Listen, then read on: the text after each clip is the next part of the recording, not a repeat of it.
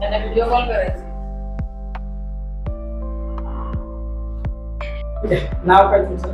माझं नाव रोहिणी जाधव, अभिनव school, MIDC सागरलीमध्ये. डोंबिवलीमध्ये ना? हो, डोंबिवलीमध्ये. तक्रार होती, तुम्ही कशासाठी आला होता?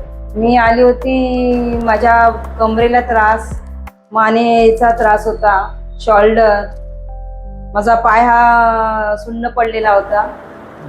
काय मला चालायला येत नव्हतं, म्हणजे असं चिमटा घेतलं तरी लागायचं नाही. हां, मग त्यासाठी मी इकडे आली होती. पण त्यांच्या उपचाराने माझा खूप बदल झालाय.